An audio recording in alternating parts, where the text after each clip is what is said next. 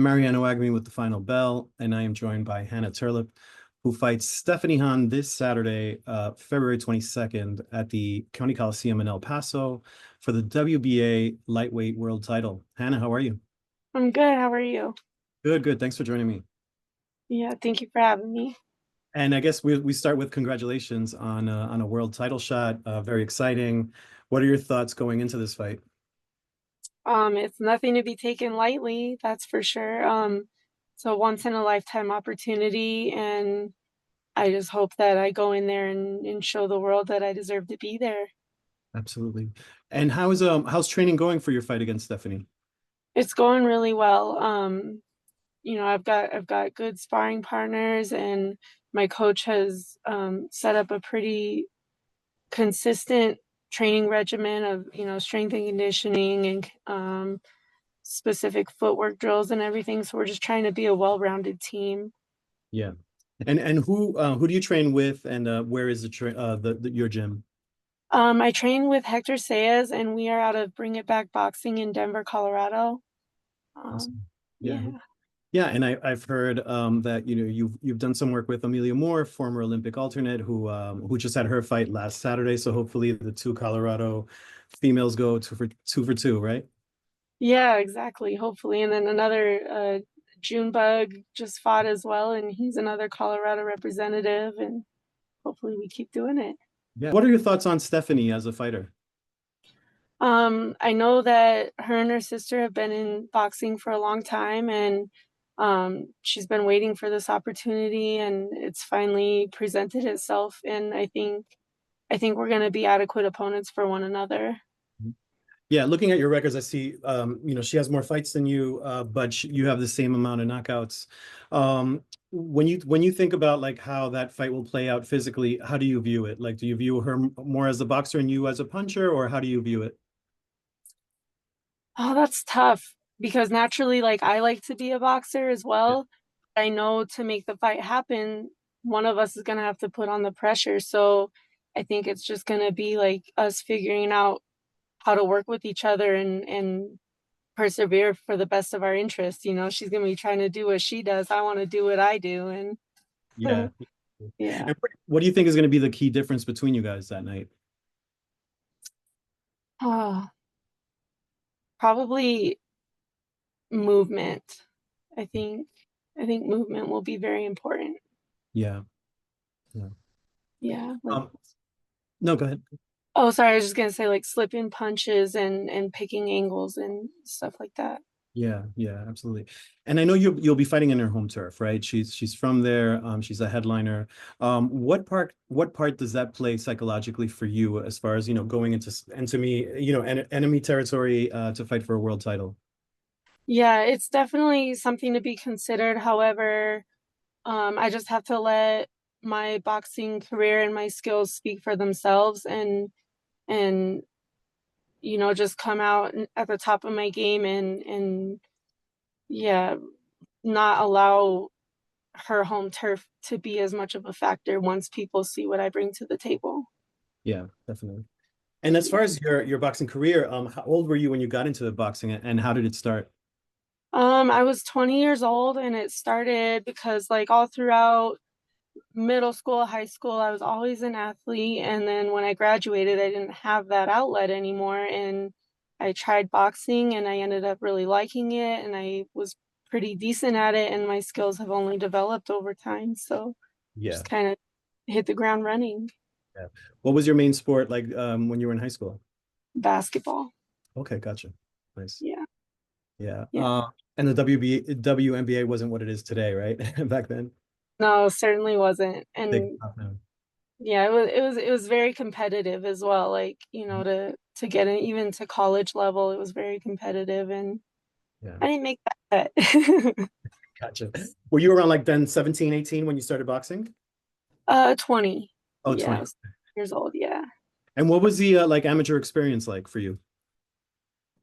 Amateur, it kind of just the coach that I started with was like, "Do you want to try fighting?" And I was like, "I'll try it." And then ended up doing well and it just kind of like took off. Yeah, like I just continued to do well and I made it to national tournaments and everything. I was in college, so I never like tried out for the Olympic team or anything because I was more focused on finishing my degree. But once I finished, that's when we decided to dive into the pro realm.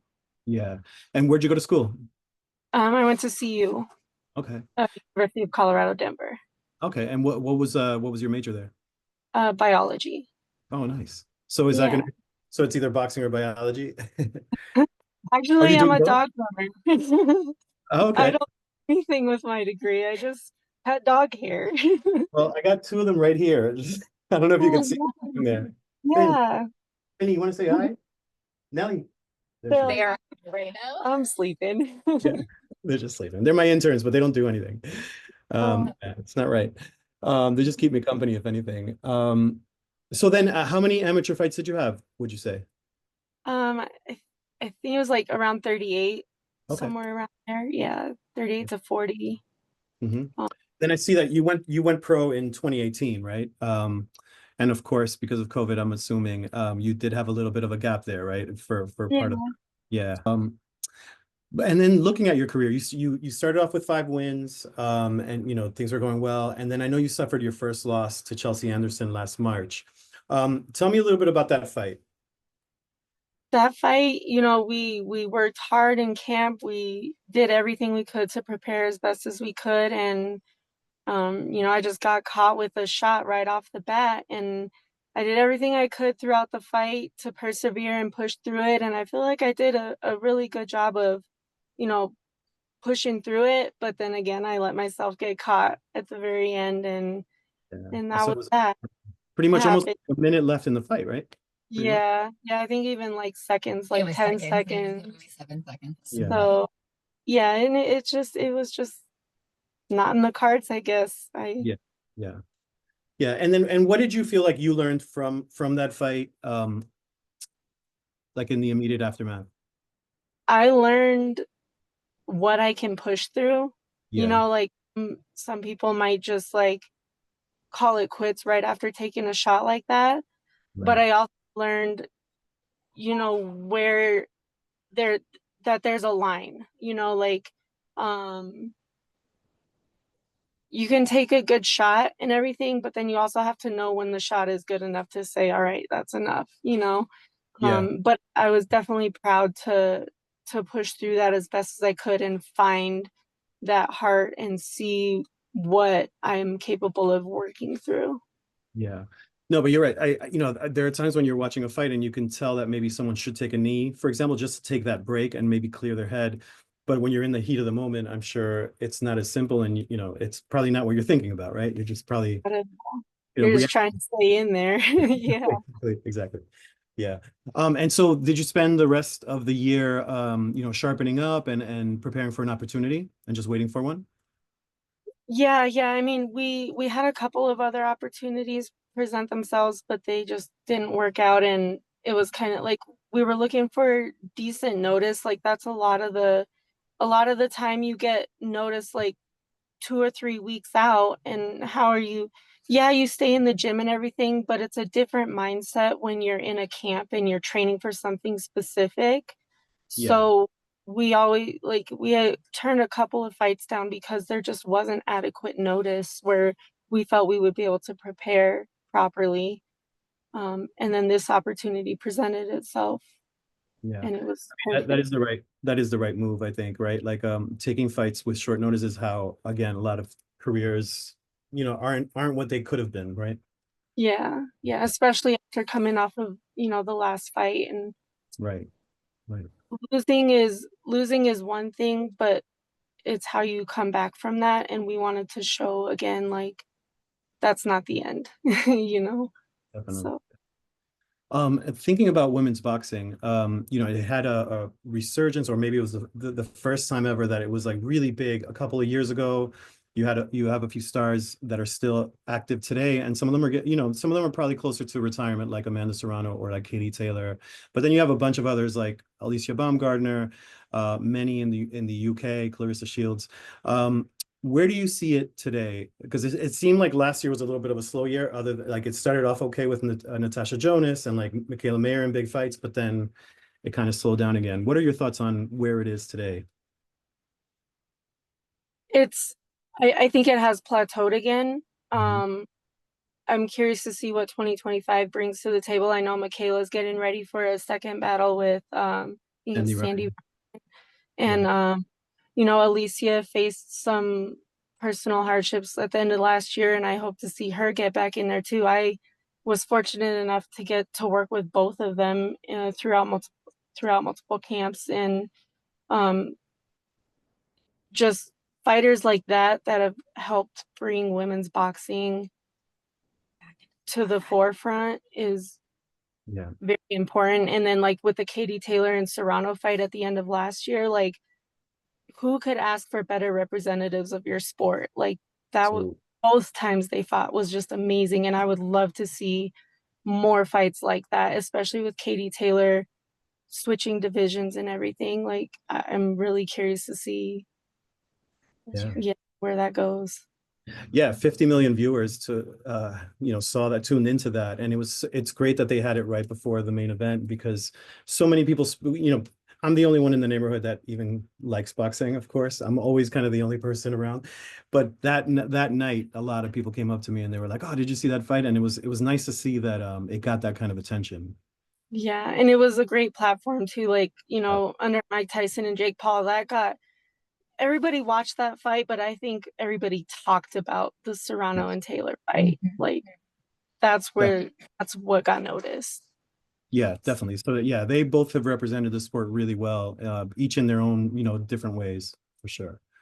Um, I know you're training, so I'm not gonna take up too much more of your time. But I did want to ask you, so what does it mean for you, like when you think about like fighting for a world title? What does it mean for you? Fighting for a world title is just like it's a dream. Like you never, I shouldn't say never, but it's rare that someone has the opportunity to do something like this, especially when in a sport like boxing where there's so much competition and there's so many steps to take to get to a level like this, and to have the opportunity to be on this level is just like an honor in itself, and Yeah, to help open more doors for women down the line, like who could ask for more? yeah, it's amazing. And then final question is, I know you're probably leaving very soon, right, to head out there, and it's going to be probably different, a very different weather and climate. But what do you want to say to all your fans who are either going to be tuning in from Colorado or, hopefully some of them can make it there to see it in person? I am thankful for everybody that has had my back throughout the years and helped me get to this point. And I hope that this weekend I show why I'm there and why you guys have put this faith in me. And I just hope that we put on an amazing show for everybody to talk about, Yeah. you know, down the line. Sounds great. Well, Hannah Terlep, nice meeting you and best of luck on Saturday. Yeah, thank you very much. Nice to meet you as well.